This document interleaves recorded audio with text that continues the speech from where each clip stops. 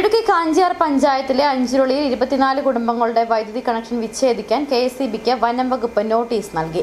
Reserve forest എന്ന രേഖകളിൽ തെറ്റായി രേഖപ്പെടുത്തിയിരിക്കുന്നതിന്റെ മറവിലാണ് സ്ഥലം കൈവശപ്പെടുത്താൻ വനം വകുപ്പ് ശ്രമിക്കുന്നതായാണ് നാട്ടുകാരുടെ ആരോപണം. കാഞ്ചിയാർ അഞ്ചുരുളി താമരപ്പാറയിലാണ് 24 കുടുംബങ്ങളുടെ വൈദ്യുതി കണക്ഷൻ വിച്ഛേദിക്കാൻ കെഎസ്ഇബിക്ക് വനം വകുപ്പ് നോട്ടീസ് നൽകിയത്. ലൈഫ് ഭവന പദ്ധതി പ്രകാരവും PMAY പദ്ധതിയിലും ഉൾപ്പെടെ പണിത വീടുകളുള്ള സ്ഥലമാണിത്. കൈവശം ഭൂമിയിൽ വീടു നിർമ്മിക്കാൻ മുൻപ് വനം വകുപ്പ് NOC നൽകിയിരുന്നെങ്കിലും ഏതാനും നാളുകളായി ഇത് അനുവദിക്കുന്നില്ല. ഇപ്പോൾ കുഴൽക്കിണർ നിർമ്മാണവും ശുചിമുറി നിർമ്മാണവുമെല്ലാം തടസ്സപ്പെടുത്തുകയാണ്. ഇവിടെ ഭൂരിഭാഗവും ഏലം കൃഷിയാണ് ചെയ്യുന്നത്. അതിനാൽ മരങ്ങൾ മുറിച്ചു നീക്കാതെയാണ് കൃഷി. മരങ്ങൾ നിൽക്കുന്നതിന്റെ പേരിൽ കൈവശം ഭൂമി വനമാക്കി ചിത്രീകരിക്കാനാണ് വനം വകുപ്പിന്റെ നീക്കമെന്ന് പ്രദേശവാസികൾ പറയുന്നു.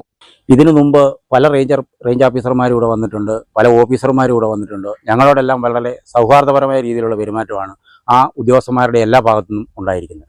ഇത് ഏലകൃഷിക്ക് വേണ്ടിയിട്ട് ഏലകൃഷി നടത്തുന്നതിന് വേണ്ടിയിട്ടുള്ള കൃഷിയാണ് ഇതിനകത്ത് കൂടുതലും ഇപ്പം നടന്നു വരുന്നത്. അപ്പോൾ ഒരു അടിയിൽ ഒരു മരത്തിൻ്റെ ഒരു ചെറിയൊരു ചില്ല് വെട്ടിയാൽ അതിന് കേസ്, ഒരു ബാത്റൂം പണിത് കഴിഞ്ഞാൽ അതിന് കേസ്, ഒരു ലൈഫ് മിഷൻ്റെ ഒരു പെര പണിത് കഴിഞ്ഞാൽ അതിന് കേസ്. ഈ റേഞ്ച് ഓഫീസർ കഴിഞ്ഞ ദിവസം ഒരു പോസ്റ്റ് ഇട്ടിരിക്കുന്നു, 4 കുടുംബങ്ങളെ ഇവിടെ താമസിക്കുന്നുള്ളത്. 40 കുടുംബങ്ങൾക്ക് മേലെ ഞങ്ങൾ എണ്ണി കാണിക്കാം. ഇവിടുന്ന് കൗന്തി വരെ, ഈ ആദിവാസി കുടിയുടെ ഇവിടെ മുതൽ കൗന്തി വരെ ആൾക്കാർ താമസിക്കുന്നതാണ്. ഇദ്ദേഹം ഇവിടെ ഫോറസ്റ്ററായിട്ട് ഇവിടെ ജോലി നോക്കിയിട്ടുള്ള ആളാണ്. കാഞ്ചിയാർ ഗ്രാമപഞ്ചായത്തിലെ 7ാം വാർഡിൽ ഉൾപ്പെടുന്ന ഈ മേഖലയിൽ 150 കുടുംബങ്ങളാണ് കഴിയുന്നത്. വൈദ്യുതിയില്ലാതെ ഏലം കൃഷി ഉൾപ്പെടെ നടത്താനാവില്ല. ഇക്കാര്യങ്ങൾ മനസ്സിലാക്കാതെയാണ് വനം വകുപ്പിന്റെ നീക്കം.